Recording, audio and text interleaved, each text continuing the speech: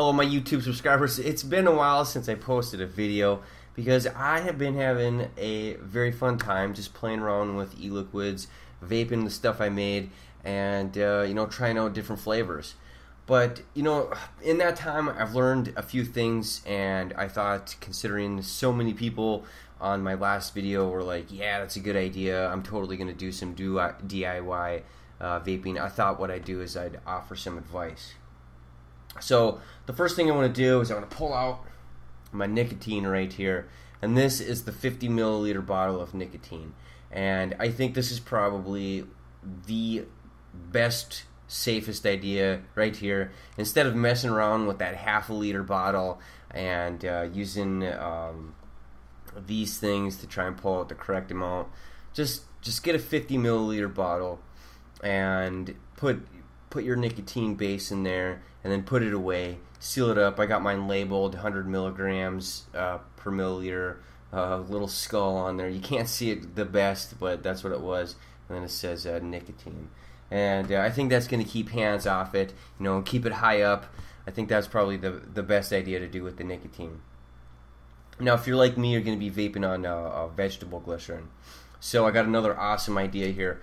With this vegetable glycerin, this is an old Assault pre-workout bottle. This was like, I think this was a 25 serving bottle or something like that.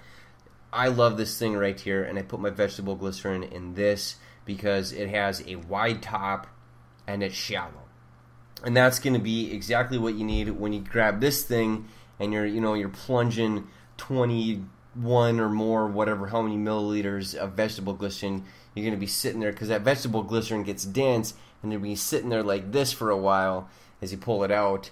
So, and then after you get down a little bit, this thing will reach the bottom all the way. You can see it will reach the bottom, and that's not going to be a huge problem. But in the other bottle, it's got a narrow top, and then it's real tall and kind of narrow itself.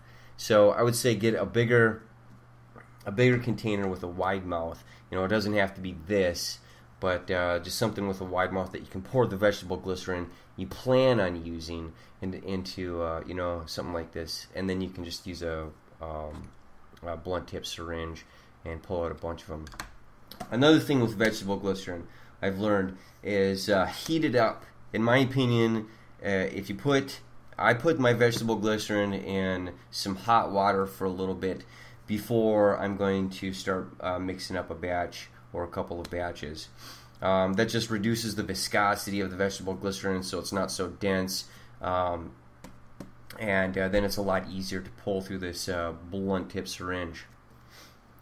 So I got a couple of these blunt tip syringes. I'm going to get some more of these. This is a 25 milliliter, 25 cc blunt tip syringe, and then this is the biggest gauge that was available on WizLabs, which is what you're going to need if you want to be playing around with vegetable glycerin, because that stuff is thick. After I'm done using this, I just rinse it out with some water, and I try and keep it clean, because that vegetable glycerin is going to stick on there. It's really sticky. So I just rinse it out with some hot water and plunge some water through it. That's why there's going to be little droplets of water, but I don't think it's terrible. Finally, I try not to let this touch any of the flavors, because that's going to cross, that's going to taint either the vegetable glycerin with some flavor, or the flavor I'm building. So I try and keep this. If this accidentally touches a flavor when I'm putting the vegetable glycerin in, I wash it out. But what I try and do instead is, in this order: vegetable glycerin, nicotine, then flavor. And maybe I'll go vegetable glycerin, flavor, and then nicotine later on, just because I don't want to do anything negative with the nicotine.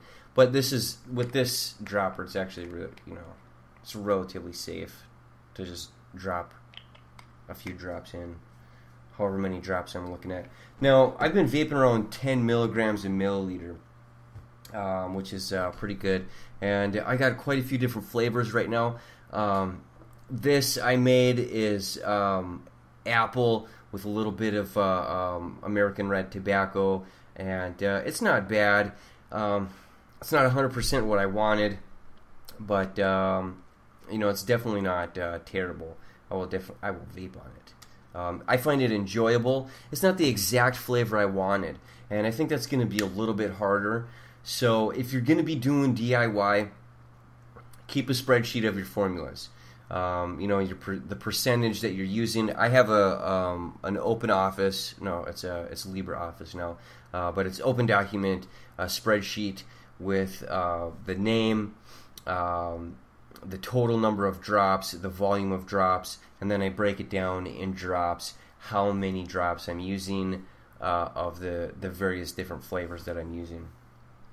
One vape here.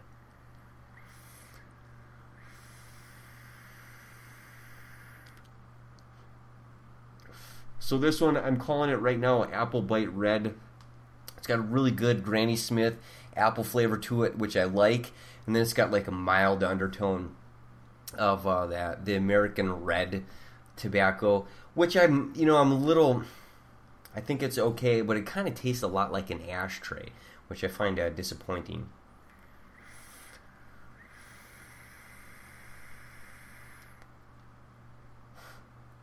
So I'm going to play around with this a little bit, and then maybe I'll share the formula with everybody else. No, not even maybe. I will share the formula with everyone else so you can build it yourself. And then, you can be like, I can finally say, smell that. and then you can smell the bottle. I don't have to try and say, I wish you could smell this. I could say, no, you can do it yourself and then smell it. There's a couple other things I want to go through here, but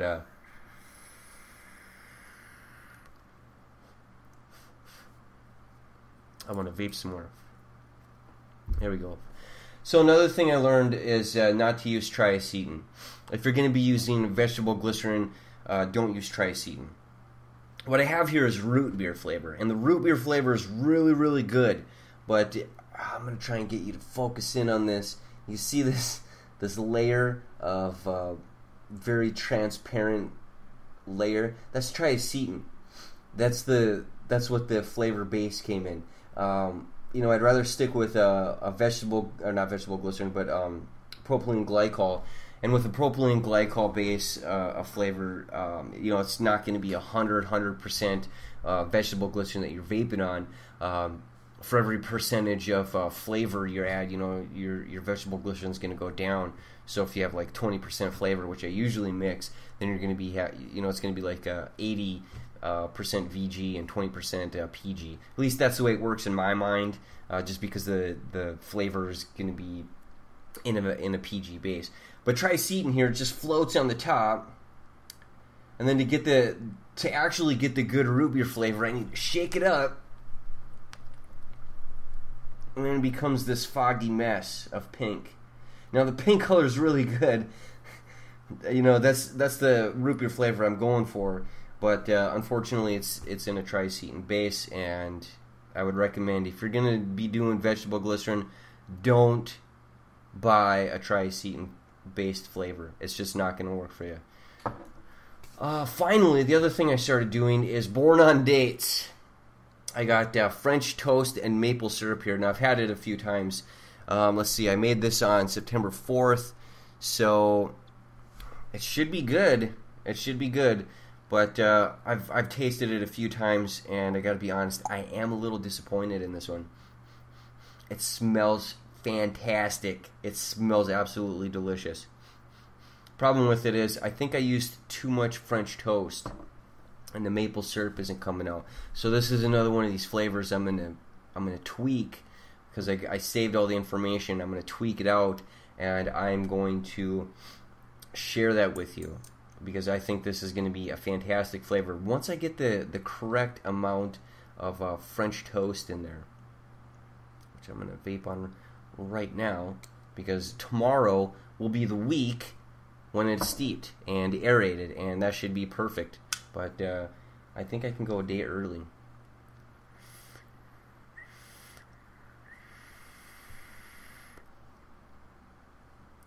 It's really good. It really is. But the French toast flavor is just a little too strong for me, and I think it needs just a touch more maple syrup.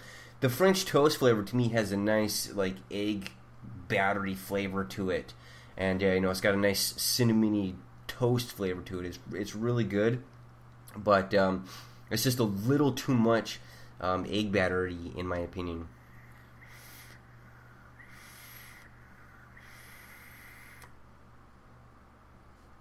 So right around the second or third vape, I get that, and it just tastes too much like egg.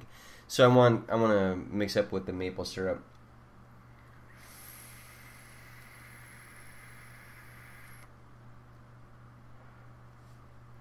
These pure VG flavors just vape intense amounts of vapor. I've had clouds just sitting in my house here, and the first 2 days I was vaping here, I had run over to my mod to check if it was still on. No, it's not on. It's going to be hazy in my room for a while.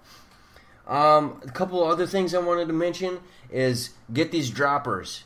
These are super cheap. You can reuse them, especially if you're going to keep buying the same flavor. Buy a flavor and then buy these tiny little droppers. These are fantastic. If you're buying flavors on WizLabs, they're in there. You can find these droppers. I think it's $5 for $1.50, so they're super cheap. Oh, excuse me, I burped up vape. What's the last thing? Oh yeah, the last thing. The last thing should be a no-brainer, but I wanted to mention it anyways. Keep all of your glass bottles, all of them, with the eyedroppers. I prefer glass, so I got a bunch of them saved, and I saved a bunch of them, but I took the eyedroppers out of some of them. I'm not going to be doing that anymore. But yeah, this is where you put all your 30 milliliter builds right here, in old glass bottles, and I got a collection of them. so I've got a lot of flavors that I can vape, and then I'm going to be working on more flavors, of course. But I'm also going to be working on more flavors because I got a lot of bottles to fill. So that's pretty much it.